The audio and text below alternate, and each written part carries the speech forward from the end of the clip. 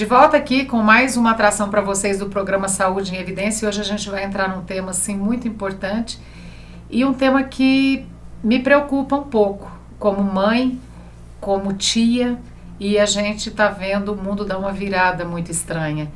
E o índice de suicídios na adolescência é muito grande.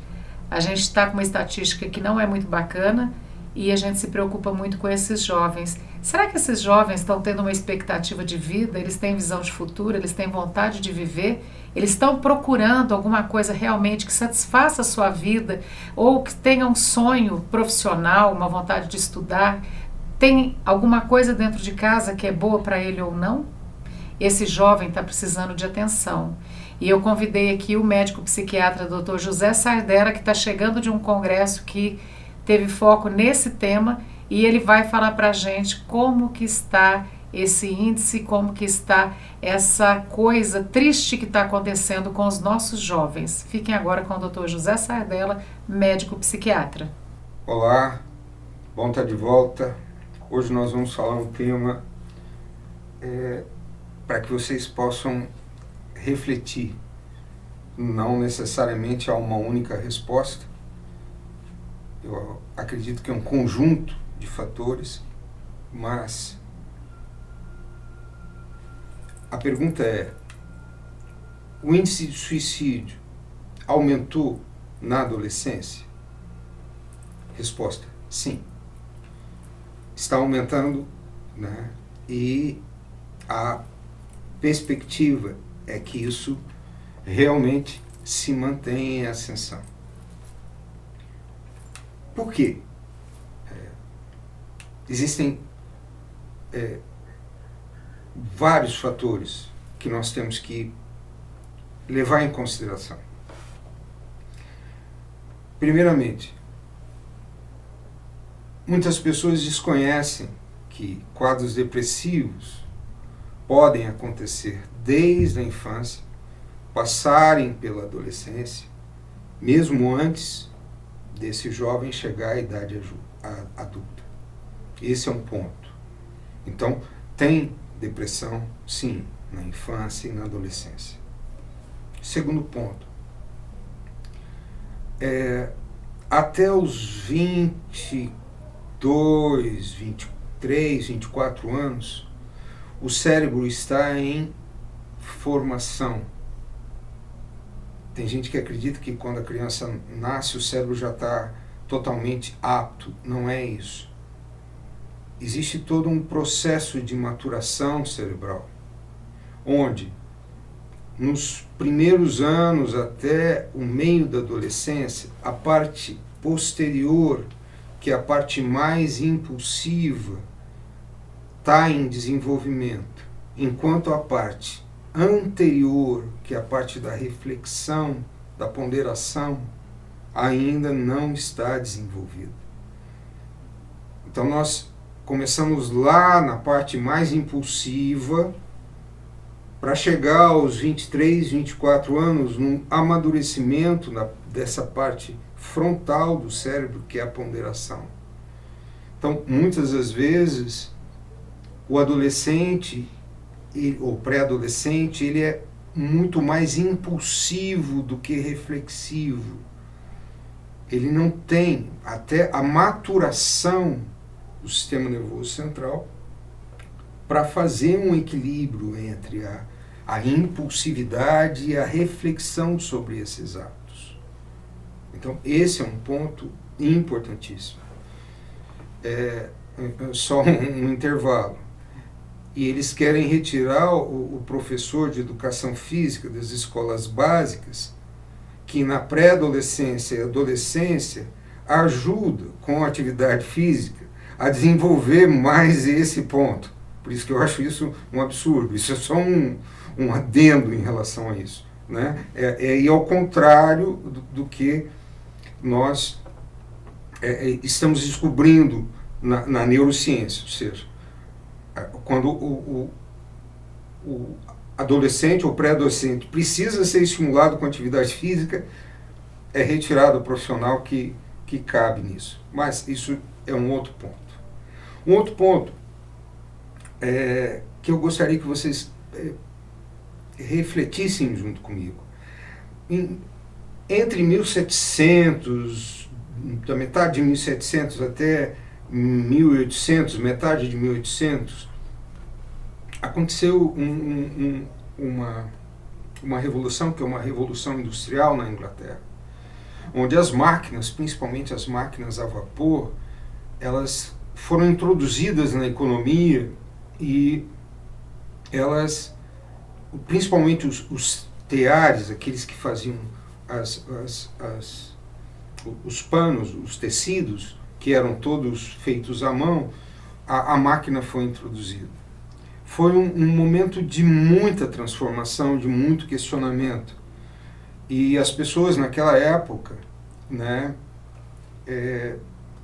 falavam que a máquina iria substituí-las, né, porque era tudo muito novo, né, máquinas substituindo pessoas. Além disso, era uma época onde até a literatura dava mais ênfase a algumas questões mais melancólicas.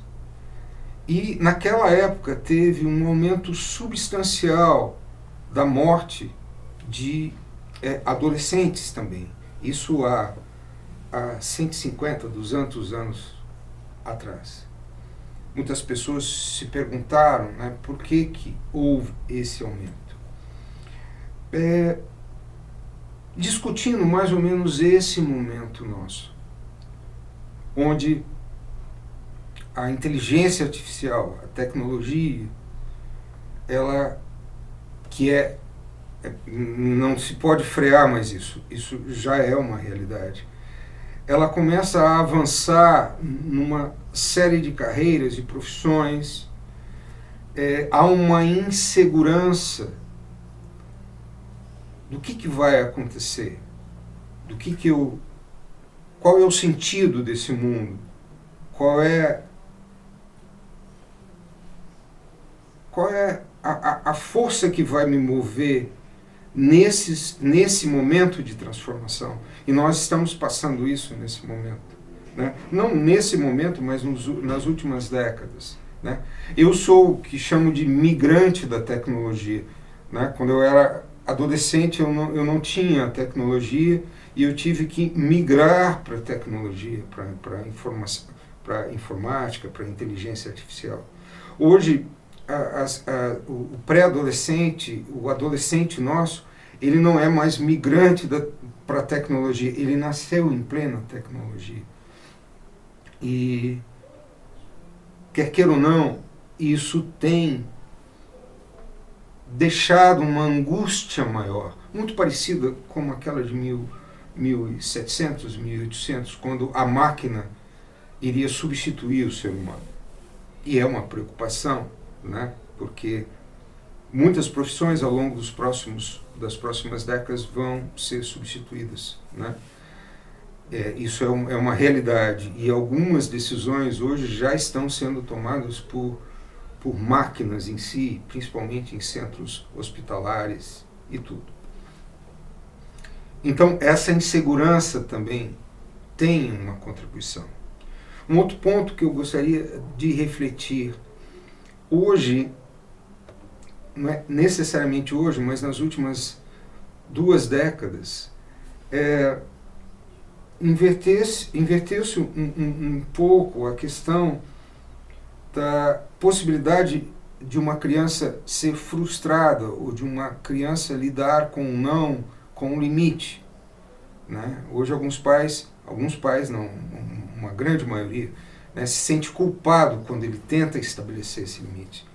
Mas eu penso e tenho certeza disso, que a vida lá fora, ela não passa a mão, a vida lá fora, ela não é permissível.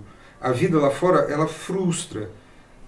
É possível que a gente, sim, tenha frustrações e sobreviva a elas. É possível que a gente não necessite ser feliz o tempo todo, que pode estar chateado. É possível, sim, que a gente possa receber um não educativo do que um sim permissivo. E essa frouxidão desses conceitos básicos de limite de frustração, que não está sendo bem exercido, muito pelo contrário. Pode também estar ajudando esse adolescente a não ter a resiliência ou não ter desenvolvido alguns fatores para lidar com essas rasteiras, com esses nãos que a vida vai dar. Essa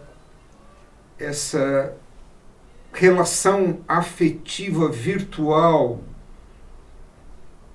eu acho um absurdo dar qualquer tipo de aparelho para uma criança, principalmente aparelho eletrônico, com menos de 5 anos, né? E substituir o que? Estar ao lado, ou brincar, ou dar o aparelho para que ela fique quieta, né? E não estabelecer relações com essa criança.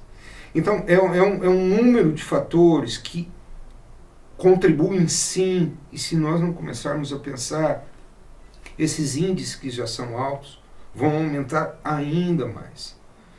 Estejam mais próximos dos seus filhos. Observem, estejam atentos. E uma coisa, eu não quero ninguém amiguinho de filho. Eu quero pai e mãe com funções. A amizade é posterior a essa questão de papel de pai e mãe. Amiguinhos ele tem que ter referências. Ele tem que ter o quê? Caminho, ele tem que saber quais são os conceitos éticos da família. Ok, o que se ensina na escola? Matemática, português, história. O que se ensina em casa? Ética, conceitos morais, limites, educação. Eu acho que as coisas estão invertendo. Você precisa estar ao lado dessa criança, ao lado desse pré-adolescente, ao lado desse adolescente. Porque é um momento delicado que nós estamos passando. Agradeço muito a atenção e até a nossa próxima conversa. Olá, eu sou o Luciano Rabelo e estou aqui no Saúde em Evidência. Vem pra cá!